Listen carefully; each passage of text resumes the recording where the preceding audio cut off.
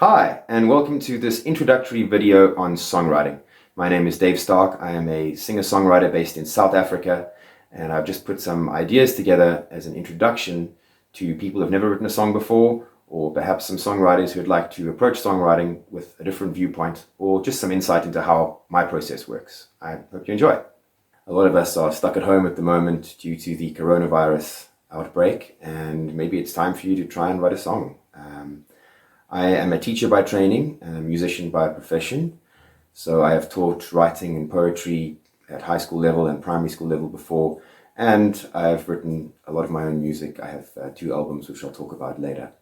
But let's dive right in. I like to consider songwriting to be a process that starts broadly and ends up being very specific. So I've represented it as a triangle to try and show how we're constantly cutting things down to get our songwriting to be better, or to get our specific song to be better.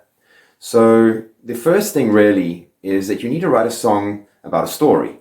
And in our culture, in society, in our lives, stories are about conflict. Okay, they're about our experiences that maybe don't go so well. They're very rarely about things that go smoothly. One of my favorite quotes from Henry David Thoreau said, how vain it is to sit down to write if you have not stood up to live. So the most important thing about being a songwriter is that you're a human being, and we all are, and we experience things, and we do things, we go to places, and we have relationships, and we have problems. And that's what we talk about a lot in our writing, whether it's poetry or literature or songs or even in visual art as well. We talk about things that have conflict, problems that we're trying to resolve the whole time. So I think the first thing is to have some sort of event or experience that you want to capture.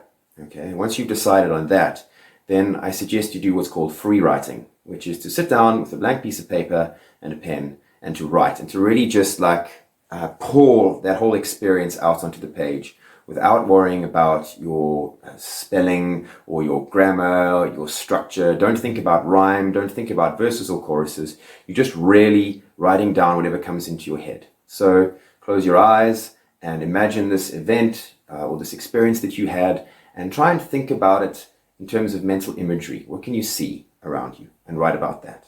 Then move on to your other senses. Talk about or write about, was there a smell in the air? Was there music playing in the background? What were people wearing? What did it look like? How did it make you feel? Was it cold? Was it hot? Was the wind blowing? All these kind of things can help take your mind into that moment and try and encapsulate it, because that's what a song really is. It's our attempt to encapsulate a human experience. So try and think of the 5 senses and just write. Write 1 page, write 3 pages, write 10 pages. And like I said, don't worry about getting it right. There isn't really a right or wrong at this stage. You're just pouring the things out onto the page. Don't filter anything, and write lots and lots of words. That's the point. So that's our foundation. That's the bottom of our triangle. Then we move on to a phase which is editing, which is really just another word for selecting. So you've got your, let's say, 3 pages of free writing. I like to get a highlighter pen, and then I go back and I read through that, and I choose the best phrases, the best ideas, the best words, the best ways of describing an emotion. And I just highlight them, or if you don't have a highlighter, you can underline them or circle them or rewrite them onto a new page. And once you've started to whittle that lots of writing down to better pieces of writing, smaller little phrases, sentences, even just words that you really like, that is creating your palette that then you are going to use to write the song. And at this point, you might want to start thinking about an idea that pops up regularly and say, oh, this might be good for a chorus, because I spoke about it here, and I spoke about it again here, and I spoke about it again here. So maybe something like that starts to be a recurrent theme, which could be a good idea for a chorus.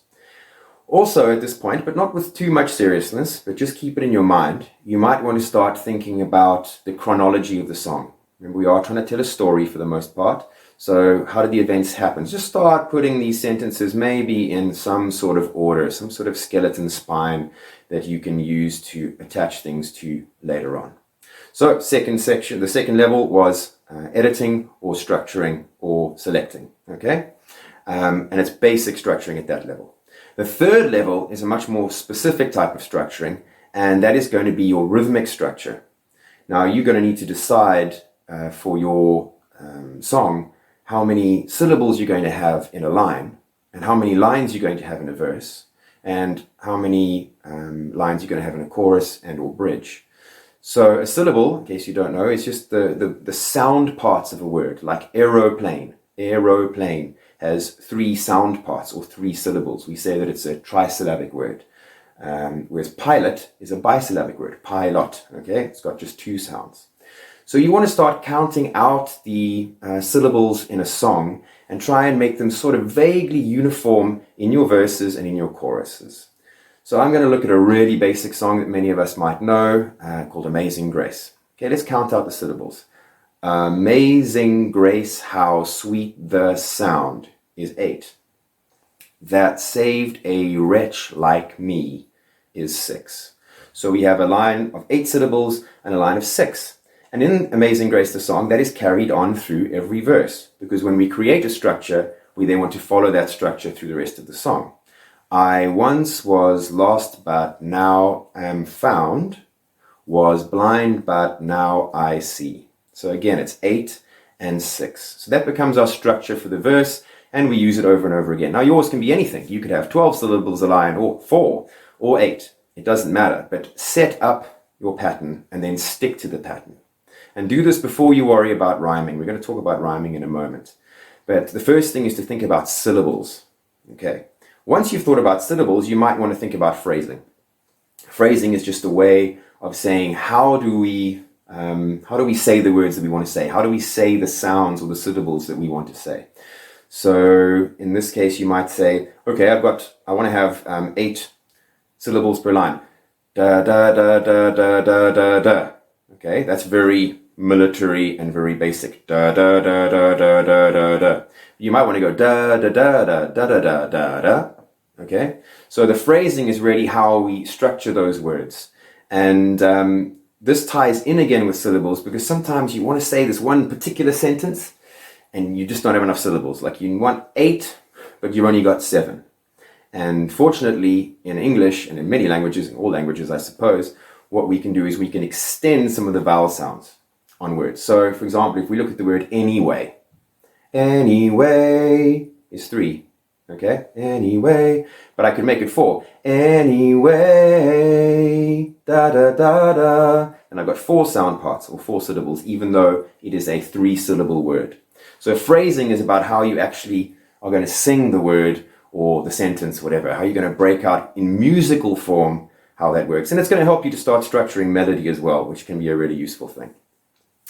Okay, moving from rhythmic structure, we're going to start looking at rhyming structure. Rhyming is really super important in songwriting, and you need to use it and you need to be good at it. But I do want to say that it's not to be done at the expense of anything else. The story, the message is much, much more important than rhyme.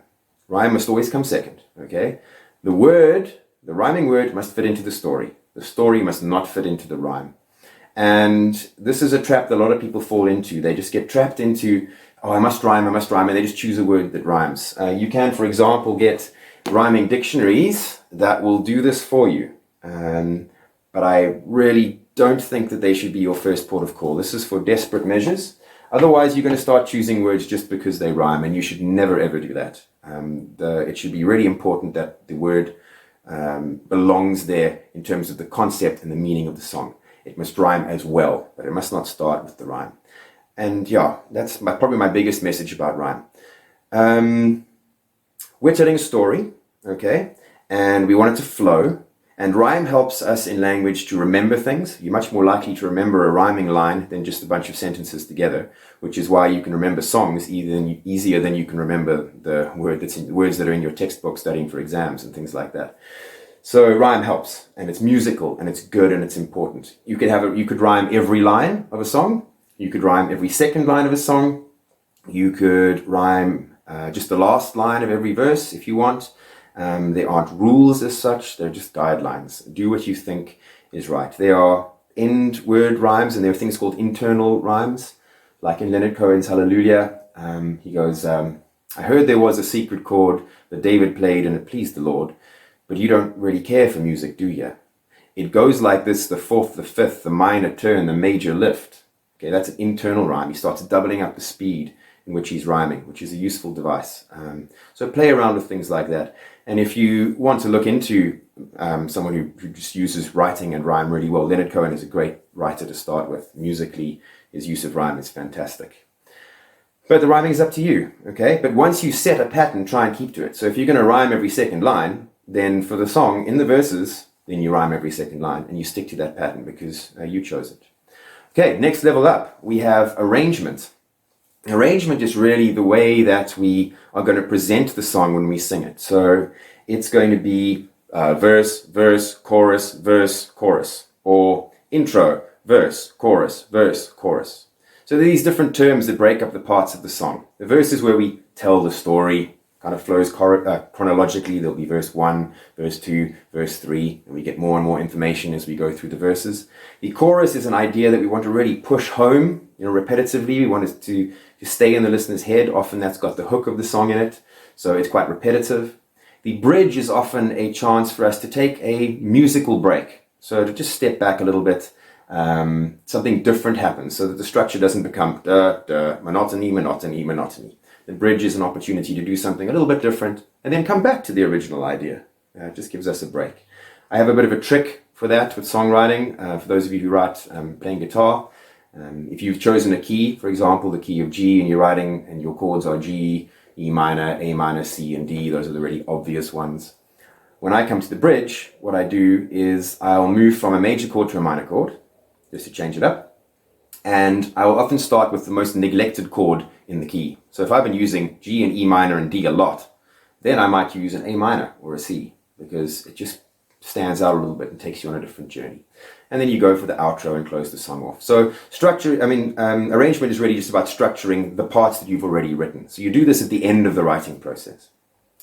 And then this takes us to the last bit, which is the hardest, but I suppose the most important really. Because it can all fall down if you don't do it right.